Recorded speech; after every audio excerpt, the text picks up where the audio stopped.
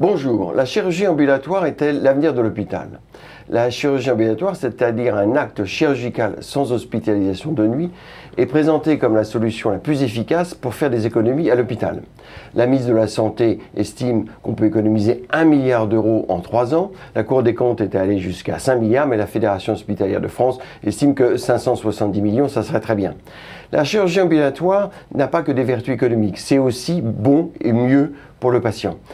Mais le problème, c'est qu'en France, la chirurgie ambulatoire a du retard. Alors pour en parler, le professeur Corinne Wons, vous êtes présidente de l'Association française de chirurgie ambulatoire et professeure de chirurgie digestive à l'hôpital Jean Verdier, l'assistance publique hôpitaux de Paris, dans le 9-3 à Bondy. Alors, la chirurgie ambulatoire, c'est important, tout le monde en parle, ça fait des économies, c'est mieux pour les patients. Et en France, on a un sacré retard quand même, parce qu'on est à peu près à 40%, un peu plus dans le privé, un peu moins dans le public. Alors, pourquoi ce retard et comment le combler? Est-ce que c'est possible? Alors, pourquoi ce retard? C'est un petit peu historique.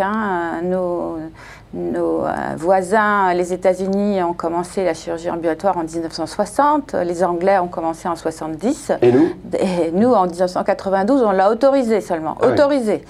Donc, c'est même pas commencé, c'est rendu possible. Donc, on a déjà un retard historique de 30 ans. Il faut réparer ça. 30 ans pendant lesquels on a construit des hôpitaux avec pléthore de lits, de chambres et fonctionné sur un mode de je traite en hébergeant, je traite avec un lit et le confort de l'hôpital. Et donc, toute une culture où on a toujours l'impression que pour soigner quelqu'un ou pour faire un diagnostic, il faut le gîte et le couvert. Alors maintenant, c'est parti. Tout le monde est mobilisé ou pas? Alors, parce que tout le monde dit que c'est mieux pour le patient, surtout quand même, il ne faut pas l'oublier, et ça permet de faire des économies, mais c'est une réorganisation, une restructuration de l'hôpital en entier. Alors, c'est bien pour ça que malgré, alors il faut bien dire quand même que les pouvoirs publics depuis 2009 ont vraiment fait des incitations importantes, et là elles se sont concrétisées surtout cette année, puisqu'il y a eu des incitations tarifaires, puisque vous savez que depuis mars 2014, tous les séjours chirurgicaux chez les patients qui n'ont pas de maladie associée sont rémunérés de façon identique, qu'ils soient faits en ambulatoire ou pas. Donc il y a une incitation à l'ambulatoire, où ça prend moins de temps. Voilà. Et c'est tous, alors qu'avant c'était simplement certains. Alors est-ce qu'on voit un progrès? Est-ce que ça progresse rapidement? La mise veut doubler le développement? Pour l'instant, on ne peut pas dire qu'on progresse rapidement. On progresse de façon continue, mais progressive. Et c'est vrai que pour bouger, c'est long, mais c'est parce que c'est une vraie révolution des pratiques. Et on ne peut pas en attendre une évolution sans accompagner les gens, sans une formation des médecins, des infirmières, et puis des restructurations pour sortir de ces hôpitaux hôtels avec des couloirs et des chambres de chaque côté pour faire des unités d'ambulatoire. Ça vous paraît raisonnable, 1 milliard d'économies en 3 ans?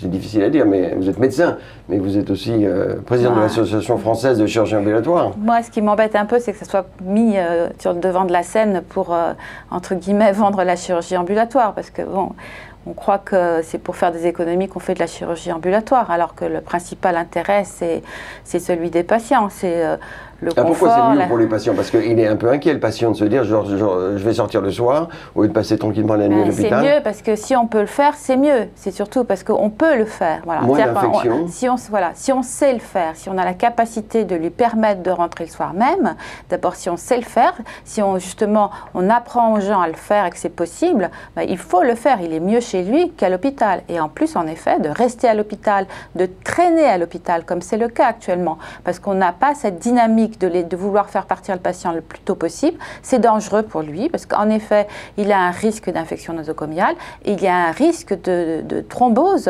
de caillots dans le sang qui s'obsturent dans les jambes. Rapidement à marcher. Voilà. Donc il y a des complications. Et si vous voulez, ce rythme modifié d'une hospitalisation la plus réduite possible fait que les gens se posent plus de questions sur la pertinence de leurs actes, de leurs prescriptions, et c'est plutôt ça aussi qui va faire diminuer les coûts. Parce que tout à coup, on réfléchit beaucoup plus et on n'est pas là à traîner, à ne pas se poser des questions sur la durée du séjour des patients. Mais le mouvement est parti en France quand même, ou pas? Est-ce que vous pensez qu'il y a une dynamique qui se crée? La dynamique se crée, mais elle mérite encore d'être soutenue et accompagnée. Pour accompagner les gens, pas simplement justement avec le bâton des coûts diminués. Voilà. Je crois qu'il faut accompagner en termes de formation, aussi Mais ça se fait, des ça, aujourd'hui, soignants. non? Est-ce que vous pensez que... Ça mériterait d'être un petit peu plus soutenu. Voilà. Et est-ce que vous pensez que pour les patients acceptent facilement cette chirurgie ambulatoire avec l'anxiété qui peut être liée à sortir rapidement? Si on prend le temps de leur expliquer, si on en est soi-même convaincu, et si on en est convaincu, si on est formé, et si on est informé, bien entendu, ils sont absolument ravis. Mais il faut informer les patients, il faut informer les médecins traitants, et tout ça, c'est beaucoup de temps. Beaucoup de temps.